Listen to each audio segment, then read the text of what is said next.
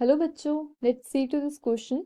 The question says the correct statement regarding the given alignment diagram is. हमारे पास ये diagram given है, उसके regarding हमारे पास ये चार स्टेटमेंट्स चूज करने हैं, कौन से करेक्ट स्टेटमेंट है. ओके, तो हमारे पास जो ये डायग्राम है ये एक्चुअली हम किस लिए यूज करते हैं. This is used to tell us about the temperature dependence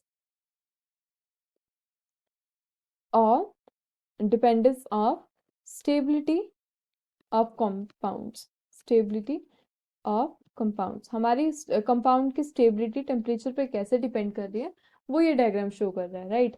and हम इसमें कैसे शो करते हमारे पास अगर जनरली तुम ऑप्शन देखोगे तो यहाँ पे you are given that one metal this C U is used for extraction of zinc from zinc oxide. Okay, which means कि हमारे रिडक्शन की बात हो रही है यहाँ पे, राइट. तो हमारे रिडक्शन को कैसे हम देखते हैं कि कौन सा मेटल किसको रिड्यूस कर रहा है. तो उसके लिए हमारे पास एक यहाँ पे पॉइंट होता है कि metal whose curve lie below can reduce the metal oxide whose curve lie above.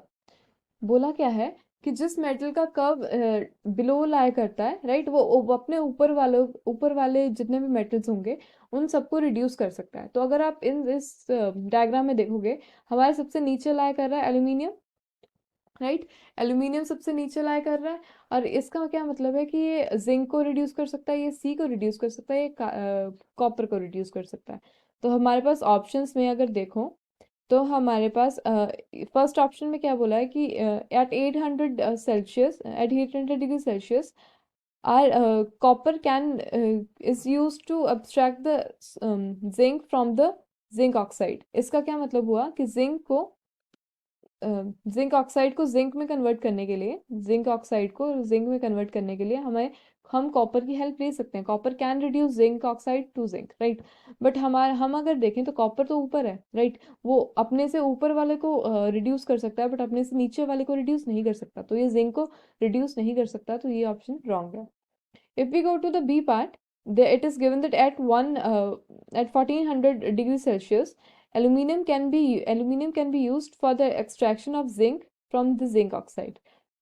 इन्होंने क्या बोला कि अगर जिंक ऑक्साइड से जिंक को निकालना है तो हम एल्यूमिनियम की हेल्प ले सकते हैं. ऑब्वियसली ले सकते हैं because aluminium lies below then the zinc curve, right. ये जिंक का कर्व है और ये एल्यूमिनियम का कर्व है. ओके, तो एल्यूमिनियम का कर्व बिलो है, जिंक का कर्व ऊपर है, इसलिए इसको रिड्यूस कर सकता है. सो this is the correct option. Going to option C, they have said the coke can be used for the extraction of zinc to zinc oxide. Coke और जिंक किसी के ऊपर नीचे नहीं है but exactly they are parallel and crossing the lines. Okay, so ये दोनों एक दूसरे के रिड्यूस करने के लिए बिल्कुल यूज नहीं हो सकते, so this is the wrong option. Going to option D, they said the coke cannot be used for the extraction of the Cu from CuO2.